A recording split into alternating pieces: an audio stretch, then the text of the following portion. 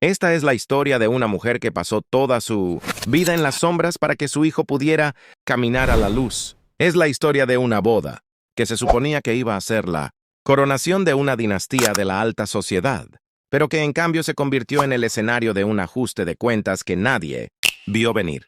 Es una historia sobre los hilos invisibles del sacrificio y el poder explosivo de una verdad que se niega a permanecer enterrada. El aire de la finca Sterling estaba impregnado del aroma de orquídeas de $5,000 y del tintineo tranquilo y rítmico de las copas de cristal. Era el tipo de riqueza que no necesitaba alardear.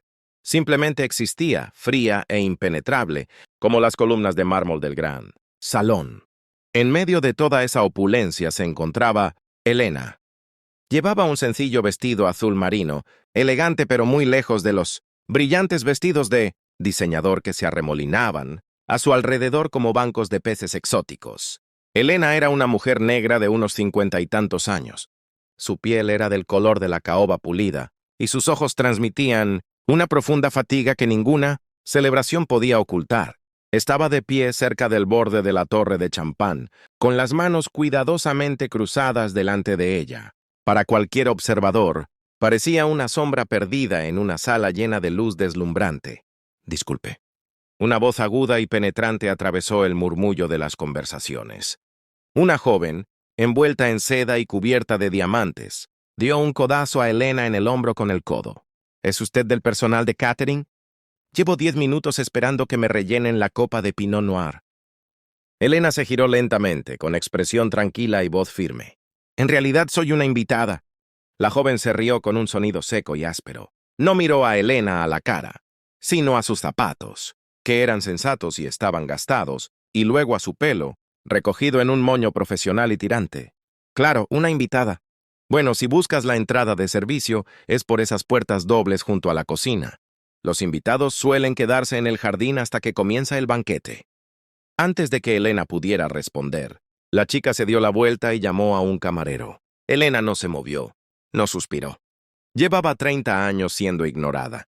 Podía aguantar otros 30 minutos. Observó cómo Julian, el novio, se abría paso entre la multitud al otro lado de la sala. Era la viva imagen del éxito, alto, de hombros anchos, con una sonrisa capaz de derretir el hielo de una ventana. En ese momento estaba rodeado por la familia Sterling, los titanes de la vieja riqueza del noreste. Margaret Sterling, la madre de la novia, era una mujer que trataba cada interacción social como un movimiento de ajedrez. Captó la mirada de Elena desde el otro lado de la sala. No había calidez en su mirada, solo una curiosidad fría, como la que se podría sentir al observar una mancha en un cuadro que, por lo demás, es perfecto. Margaret le susurró algo a su marido, Arthur, quien miró a Elena y luego consultó su reloj de bolsillo de oro con el ceño fruncido. ¿Todavía está aquí?, preguntó Arthur en voz más alta de lo que pretendía. Creía que habíamos dejado claro que los extras debían reducirse al mínimo. Julian insistió, pero sinceramente, Margaret, la imagen que da, bueno, es incoherente. Elena oyó cada palabra, sintió el familiar escozor en la garganta, ese que había aprendido a tragar desde los 19 años. Metió la mano en su pequeño bolso de mano con cuentas y palpó los bordes de una fotografía doblada y amarillenta. Era su ancla, era su secreto. La multitud comenzó a desplazarse hacia la gran escalera para el brindis previo a la ceremonia. Elena lo siguió a distancia, siempre 2 pasos por detrás del ritmo de la sala. Mientras subía las escaleras, una dama de honor con un vestido, color rosa pálido, pisó intencionadamente el dobladillo de la falda de Elena. «Oh, lo siento», ya dijo la dama de honor con voz alegre, aunque sus ojos eran fríos. «Hay mucha gente. Quizás te resulte más cómodo verlo desde el balcón. La vista es mucho mejor para las personas para las personas que no forman parte de la boda». Elena se detuvo. Miró a la chica y luego al mar de rostros, blancos que parecían formar un muro entre ella y su hijo. Por un momento pensó en darse la vuelta. Pensó en salir por la puerta principal y no mirar atrás nunca, más. Pero entonces vio que Julian levantaba la vista. Por una fracción de segundo, sus ojos se encontraron con los de ella. No la saludó con la mano, no sonrió. Pero apretó la mandíbula y algo, miedo o quizá determinación, se reflejó en su rostro. Elena se quedó. Se colocó al fondo del salón. detrás de un enorme arreglo floral que le tapaba parcialmente la vista. Era la mujer invisible de la boda del siglo, un fantasma con un vestido azul marino. Pero lo que ninguno de ellos sabía, lo que Margaret, Arthur y las burlonas damas de honor no podían ni imaginar, era que toda la finca, toda la boda y el mismo suelo que pisaban no pertenecían a los Sterling. Pertenecían a la mujer a la que estaban tratando de borrar de la memoria. El silencio que se apoderó de la sala cuando el oficiante dio un paso al frente era denso, pero no era nada comparado con el silencio que se avecinaba. Para comprender por qué, Helena estaba de pie al fondo de una habitación que debería haber sido suya. Hay que entender el precio de un sueño. Hace 30 años, Helena era una talentosa estudiante de arquitectura con una beca y un futuro que parecía un amanecer. Entonces conoció al padre de Julian, un hombre de un mundo muy parecido al que ella habitaba en ese momento. Su amor fue un hermoso y trágico error. Una colisión de dos mundos que nunca debieron tocarse. Cuando él murió en un accidente repentino, Helena se quedó con un hijo recién nacido y una montaña de amenazas legales por parte de una familia que quería borrarla de sus libros de historia. Le ofrecieron una opción. Podía luchar contra ellos por una miseria y ver a su hijo crecer en un tribunal, o podía desaparecer, quedarse con un fondo fiduciario secreto y asegurarse de que Julian tuviera la mejor educación, las mejores conexiones y un lugar en la mesa de la que ella había sido excluida. Helena eligió a su hijo, cogió el dinero y se convirtió en una sombra.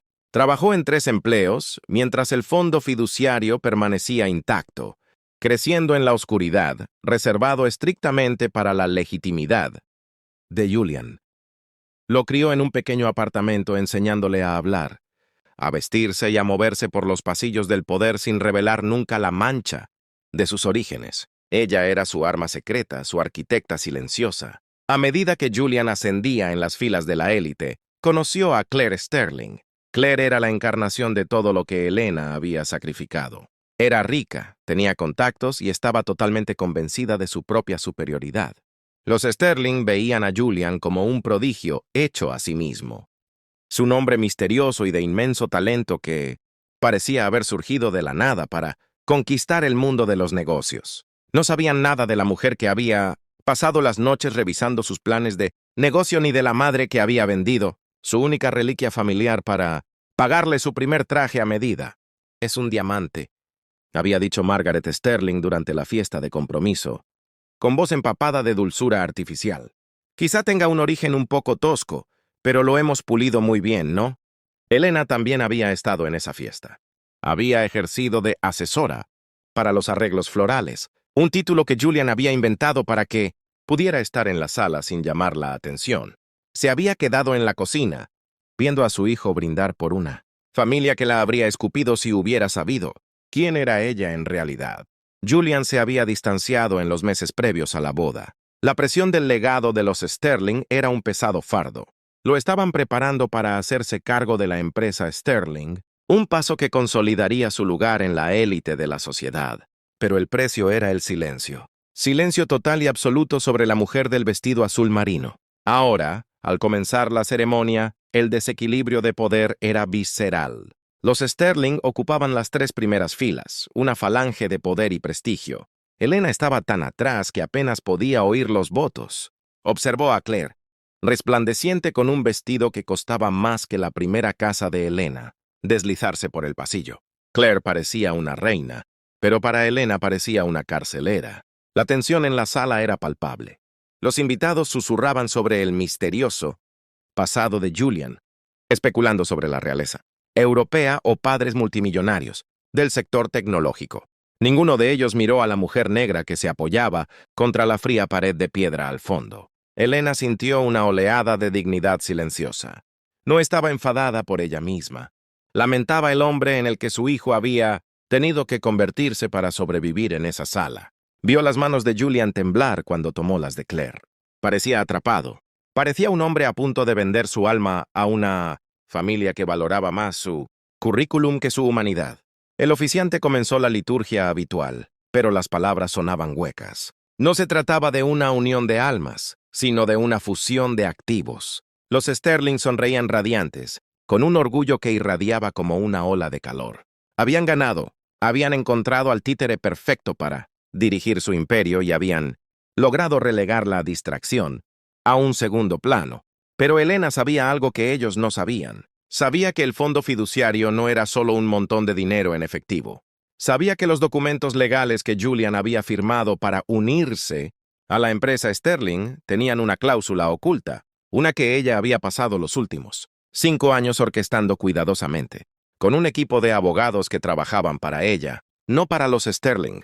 La lenta combustión estaba llegando a su límite. La injusticia de la mañana, los empujones, los cambios en las entradas de servicio, los insultos susurrados, se estaba acumulando, como una montaña de leña seca esperando una sola chispa. La recepción fue una clase magistral de agresividad pasiva. El gran salón se había transformado en un bosque fantástico, con miles de luces centelleantes que se reflejaban en las bandejas de plata. Elena se sentó en la mesa 42, la más cercana a las puertas batientes de la cocina. Sus compañeros de mesa eran un primo lejano de los Sterling que tenía un problema con la bebida y un joven que parecía haber sido invitado por error. ¿De qué conoces al novio?, preguntó el primo, arrastrando las palabras mientras señalaba a Elena con un cóctel de gambas. Lo conozco de toda la vida, respondió Elena en voz baja. El hombre resopló. Claro, ¿trabajabas en su residencia o algo así? Julian es un triunfador. No suele juntarse con... Bueno, ya sabes. Elena no pestañeó. Sé exactamente a qué te refieres. A lo largo de la noche, las humillaciones fueron pequeñas pero constantes. Cuando se pidió hacer las fotos familiares, el fotógrafo apartó físicamente a Elena del encuadre para poder obtener una foto limpia de los Sterling y Julian. Cuando se sirvió el champán para el brindis principal, el camarero se saltó por completo la mesa de Elena y solo regresó después de que Margaret Sterling le lanzara una mirada significativa que sugería que no se debía animar a Elena a quedarse. Claire, la novia, hizo su ronda. Cuando llegó al fondo de la sala, se detuvo brevemente en la mesa 42. No se sentó, ni siquiera se inclinó. Se quedó de pie a 1 metro de distancia, como si la presencia de Elena pudiera manchar su seda blanca. Me alegro de que hayas podido venir, Elena, dijo Claire, con voz lo suficientemente alta como para que las mesas de alrededor la oyeran. Julian me comentó que eras una empleada muy leal de la finca de su padre. Es muy importante recordar a las personas que nos han ayudado a lo largo del camino, incluso al personal de servicio. Algunas personas de la mesa de al lado se rieron entre dientes. Elena sintió que la sangre le subía a la cara, un raro calor en el pecho. Levantó la vista hacia Claire y vio la satisfacción engreída en los ojos de la joven. Claire pensaba que estaba siendo magnánima. Creía que estaba siendo amable al reconocer a la ayudante delante de sus amigos. Soy muy leal, Claire, dijo Elena con voz baja y peligrosa. Y tengo muy buena memoria. La sonrisa de Claire vaciló por una fracción de segundo, pero rápidamente se recuperó, echando la cabeza hacia atrás con una risa aguda. Bueno, disfruta del pastel. Estoy segura de que es mejor que lo que estás acostumbrado a comer. Elena la vio alejarse. El peso de la injusticia se sentía como una presión física en sus pulmones. Miró a Julian, que estaba sentado en la mesa principal. Él miraba fijamente su copa, con el rostro convertido en una máscara de tristeza. Había visto la interacción. Había visto a su esposa insultar a su madre, en una sala llena de gente, y no había dicho nada. La música cambió a un tempo más lento. Era el momento de los discursos. Este era el momento por el que vivían los Sterling, la declaración pública de su poder y la bienvenida formal de Julian a su inmaculado linaje. Arthur Sterling se levantó y golpeó su copa con una cuchara de plata. La sala se quedó en silencio. Habló durante 10 minutos sobre la historia de los Sterling, sobre la importancia de la cría y el legado. Habló de Julian, como si fuera un caballo de carreras que acababan de comprar en una subasta. Cuando incorporamos a Julian al grupo, dijo Arthur con voz atronadora, sabíamos que estábamos incorporando a un hombre de una calidad excepcional. Un hombre que entiende que el éxito no solo se basa en el esfuerzo, sino en saber dónde perteneces y a quién debes tu lealtad. Al nombre de los Sterling. ¡Al nombre de los Sterling!, repitió la multitud.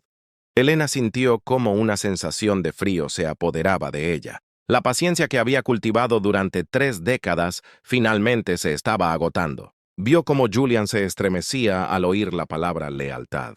Vio cómo la miraba, allí de pie, en la parte de atrás, ignorada e insultada por personas que no estaban a su altura. La tensión ya no era un fuego lento, sino un recipiente a presión. El ambiente de la sala cambió. No eran solo las palabras que se decían, sino las cosas que se dejaban sin decir. Los invitados comenzaron a percibir una grieta en la fachada perfecta. Julian no sonreía. No miraba a su novia.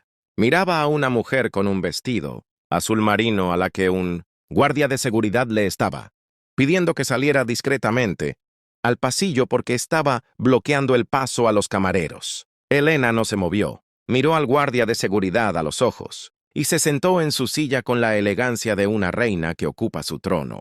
No voy a ir a ninguna parte, dijo. El guardia dudó, confundido por la autoridad de su voz. En ese momento Julian se levantó. No esperó su turno. No esperó a que los aplausos se apagaran. Caminó hacia el micrófono, con el rostro pálido y la mirada fija en el fondo de la sala. La sala quedó en silencio sepulcral. Esto no formaba parte del programa. El brindis del novio estaba previsto para después del postre, pero allí estaba Julian, agarrando el micrófono con tanta fuerza que se le ponían blancos los nudillos. Margaret Sterling se inclinó hacia adelante, frunciendo el ceño y acentuando las arrugas alrededor de la boca. «Julian, querido, aún no se ha cortado la tarta», le susurró desde la mesa principal. Julian no la oyó. Oh, si lo hizo, no le importó. Miró al mar de rostros, los directores generales, los políticos, los miembros de la alta sociedad que habían pasado la noche mirando, a Elena como si fuera de cristal. Miró a Claire, que lo observaba con una mezcla de confusión y creciente irritación. «Mi suegro ha hablado mucho esta noche sobre el legado», comenzó Julian. Al principio su voz temblaba, pero fue ganando fuerza con cada palabra. Habló del apellido Sterling. Habló de lo que significa pertenecer a un mundo como este. Hizo una pausa. El silencio en la sala era tan absoluto que se podía oír el zumbido del aire acondicionado. La mirada de Julian se desplazó hacia el fondo, a la mesa 42, donde estaba sentada Elena. El guardia de seguridad seguía de pie cerca, con aire incómodo. «Durante mucho tiempo», continuó Julian, «creí que la única forma de proteger a las personas que amo era mantenerlas en la ignorancia. Pensaba que si jugaba el juego, si escalaba la montaña, al final podría volver atrás y llevarlas conmigo. Pensaba que tenía que ganarme el derecho a estar orgulloso». Claire se levantó y le cogió del brazo. «Julian, cariño, ¿estás cansado? Vamos a...» Él se apartó de ella. El ambiente en la sala pasó de festivo a tenso. Algo se estaba rompiendo. El novio perfecto se estaba saliendo del guión, y los Sterling parecían estar presenciando un accidente de tren a cámara lenta. «Me he pasado todo el día viendo cómo trataban como a una intrusa a la mujer que me crió», dijo Julian con voz grave. «He visto cómo le decían que utilizara la entrada de servicio. He visto cómo la insultaban personas que no tienen ni una pizca de su corazón o su mente. He visto cómo la empujaban al fondo de una sala que, por derecho, debería ser suya». Un murmullo recorrió la multitud. ¿De quién estaba hablando? La gente comenzó a girarse en sus asientos, buscando a la mujer a la que se refería. «Arthur mencionó que soy un hombre de calidad excepcional», dijo Julian con una sonrisa amarga en los labios. «Pero se equivoca sobre el origen de esa calidad. No proviene de un pedigrí ni de una cuenta bancaria. Proviene del sacrificio. Proviene de una mujer que renunció a su propio nombre, a su propia carrera y a su propia vida para que yo pudiera estar aquí hoy y mirarlos, a todos a los ojos». Margaret Sterling se levantó con el rostro enrojecido por la ira. «Julian, esto es muy inapropiado. Si tienes alguna queja familiar, este no es el momento». «En realidad, Margaret», dijo Julian mirándola directamente, «este es precisamente el momento, porque te has pasado el último año diciéndome lo mucho que los Sterling han invertido en mí. Has pasado el último año haciéndome sentir que te debo mi futuro». Respiró hondo. El suspense en la sala era palpable. Elena sentía que el corazón le latía con fuerza contra las costillas. Quería decirle que parara, que se salvara, que mantuviera el secreto un poco más. Pero vio la mirada en sus ojos, la misma mirada que tenía cuando tenía 6 años y se enfrentó a un matón en el patio del colegio. «Quiero que todos se pongan de pie», ordenó Julian. Nadie se movió. «He dicho que se pongan de pie». gritó Julian por el micrófono. El eco resonó en la sala como un disparo. Poco a poco, confundidos y asustados, los invitados comenzaron a levantarse. Los Sterling permanecieron sentados un momento. Pero luego, al darse cuenta de cómo se veía, también se pusieron de pie, con expresiones asesinas. Julian dirigió la mirada hacia el fondo de la sala. Señaló con el dedo a la mujer del vestido azul marino. El guardia de seguridad dio un paso atrás. Los invitados de las mesas cercanas finalmente miraron a Elena. La miraron de verdad por primera vez. «Hay una persona en esta sala que es dueña del aire que respiramos», dijo Julian. «Hay una persona cuyo nombre figura en la escritura de esta finca, en los estatutos de la empresa y en el fideicomiso que salvó a la familia. Sterling de la quiebra hace 10 años». La sala contuvo el aliento. Claire miró a su padre con los ojos muy abiertos. Arthur se quedó paralizado, con la boca ligeramente abierta. «¿Y no es una Sterling?», susurró Julian al micrófono. «Quiero que todos la miren. Quiero que vean a la mujer a la que ignoraron». Dio un paso adelante. Abandonó el escenario y caminó por el largo pasillo hacia el fondo. La multitud se abrió como el mar rojo. «He dejado de mentir», dijo Julian. «He dejado de avergonzarme de lo único en mi vida que ha sido verdaderamente puro». Llegó a la mesa 42. Se detuvo frente a Elena. Toda la sala observaba, sin aliento, cómo el novio se arrodillaba en el suelo frente a una mujer a la que habían tratado como a una sirvienta. «El nombre que todos deberían honrar esta noche», dijo Julian con la voz quebrada, «no es el mío. Y desde luego no es el de Claire». Levantó la vista hacia Elena, con lágrimas corriéndole por las mejillas. «El nombre es Evelyn Vance», dijo Julian, y su voz resonó en el silencioso salón como una campana. El nombre golpeó la sala con la fuerza de un maremoto. Los Sterling no solo se quedaron paralizados, sino que parecieron envejecer 10 años en un instante. La Fundación Vance era la entidad filantrópica y de inversión más poderosa y secreta del país. Era el nombre Vance, el que aparecía al pie de todos los contratos que los Sterling habían firmado para mantener a flote su imperio naviero en quiebra. Siempre habían tratado con abogados, con intermediarios, con una junta directiva anónima. Habían pasado una década preguntándose quién era el misterioso benefactor, la persona que había comprado su deuda, salvado sus hogares y adquirido discretamente el 51% de las acciones de su empresa. Pensaban que era un multimillonario europeo de vieja fortuna. Pensaban que era un titán de la industria. Nunca imaginaron que fuera la mujer negra, a la que acababan de decirle que usara la entrada de la cocina. El silencio en la sala era ensordecedor. Era el silencio de 100 personas que se daban cuenta de que acababan de cometer un suicidio social y profesional. Evelyn, se levantó lentamente. Ya no parecía una perdedora. Parecía la arquitecta de un mundo en el que solo se les permitía vivir por su gracia. Miró a Margaret Sterling, cuyo rostro había adquirido un tono grisáceo enfermizo. ¿Tú eres Evelyn Vance?», susurró Margaret con voz quebrada. «¿La Evelyn Vance?». Evelyn no le respondió. Miró a su hijo. Extendió la mano y le tocó la mejilla, secándole una lágrima. «No tenías por qué hacer esto, Julian. Teníamos un plan. El plan se basaba en una mentira, mamá», dijo Julian con voz firme. «No voy a permitir que te traten como a un fantasma ni un segundo más. No me importa la empresa. No me importa la imagen. Me importa la verdad». Julian se volvió hacia la sala, sin apartarse del lado de su madre. «Hace 10 años la empresa Sterling estaba a 3 semanas de la quiebra total. Habían sobreendeudado todo. Mi madre, a través de su fundación, compró esa deuda. No lo hizo por lucro. Lo hizo porque sabía que yo amaba a Claire y quería asegurarse de que la mujer con la que me casara tuviera un legado, del que estar orgullosa». Miró a Claire, que temblaba y apretaba el ramo con tanta fuerza que los pétalos caían al suelo. «Ella salvó a tu familia, Claire», dijo Julian. «Pagó tu educación, pagó esta boda, incluso pagó el vestido que llevas puesto. Y esta noche te he visto tratarla como si fuera menos que la suciedad de tus zapatos». Los ojos de Claire recorrieron rápidamente la sala. Vio la expresión de horror en los rostros de sus amigos. Vio las miradas críticas de las personas que, minutos antes, se reían de sus chistes. La jerarquía social había cambiado en un instante. «No lo sabía», gritó Claire con voz desesperada. «Julian, ¿cómo iba a saberlo?». «Nunca me lo dijiste», No deberías tener que saber que alguien es multimillonario para tratarlo con el respeto humano básico, dijo Evelyn. Su voz no era alta, pero llegó a todos los rincones de la habitación. Era la voz de una mujer que había pasado 30 años observando y esperando. Me trataste como tratas a cualquiera que crees que no tiene poder sobre ti. Ese es tu verdadero carácter, Claire, y es el carácter de tus padres.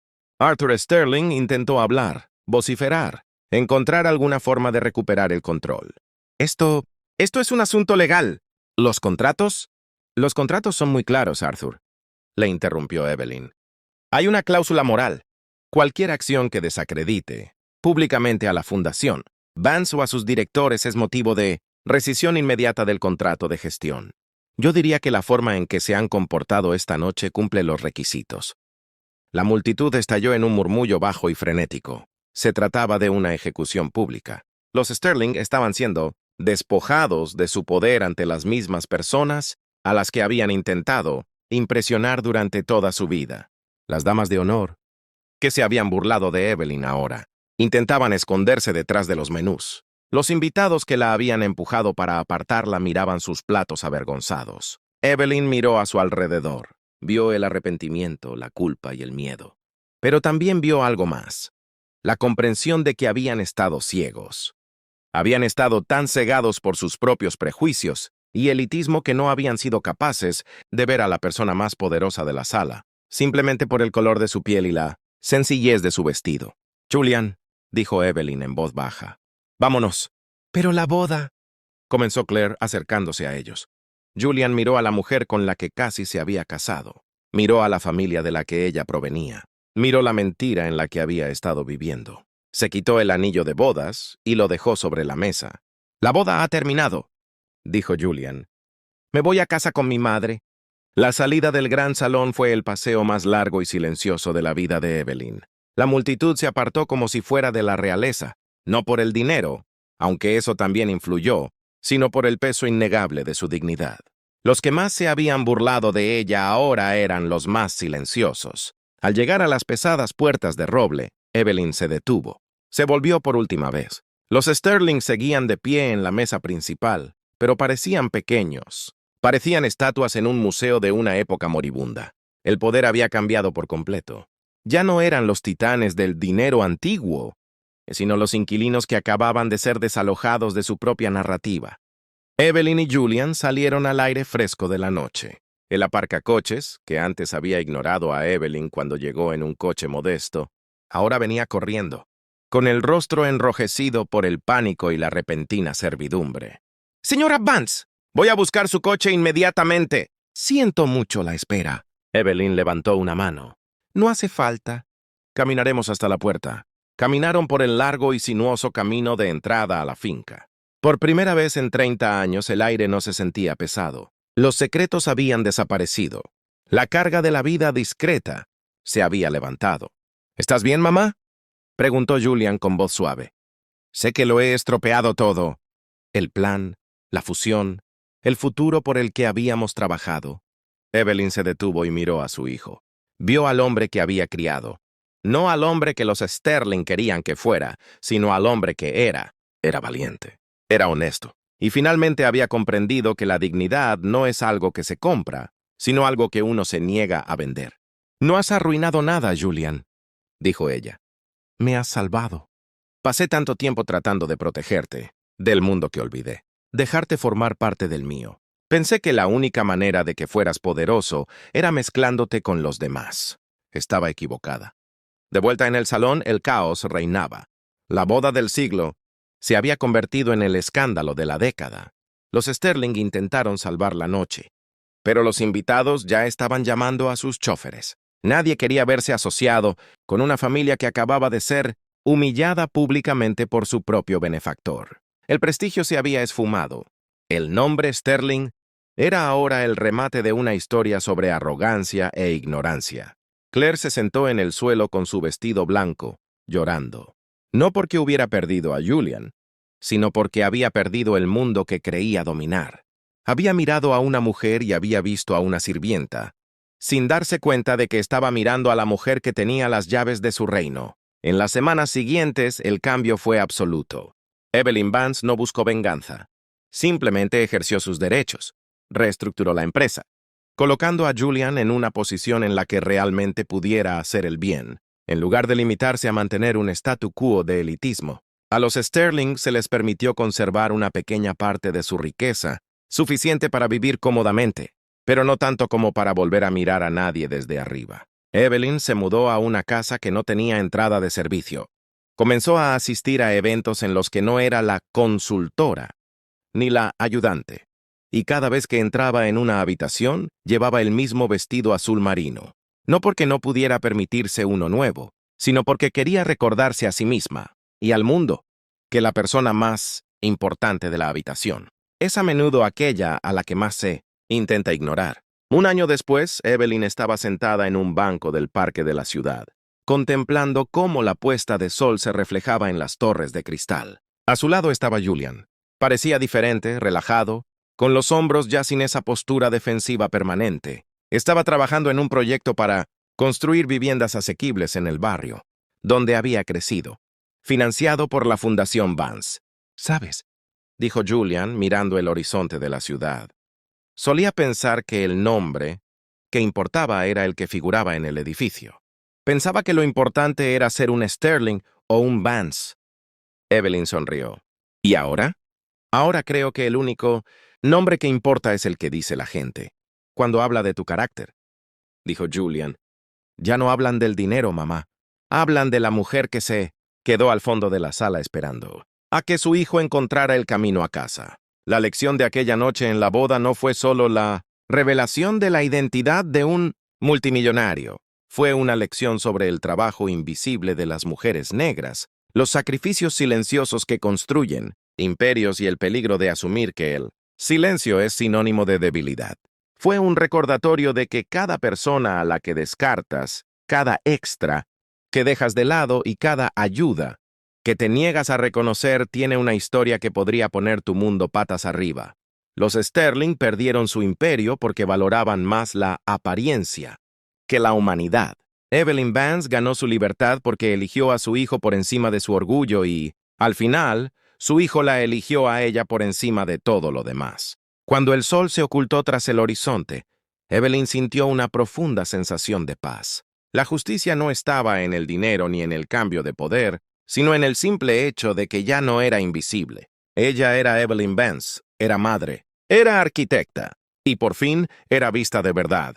Vivimos en un mundo que a menudo nos pide que ocultemos quiénes somos para encajar en espacios que no fueron construidos para nosotros. Se nos dice que seamos más callados, que seamos más pequeños, que nos quedemos atrás, pero la verdad siempre acaba saliendo a la luz. Puede que se necesiten 30 años, o puede que solo se necesite un nombre pronunciado ante un micrófono, pero la luz siempre encuentra su camino.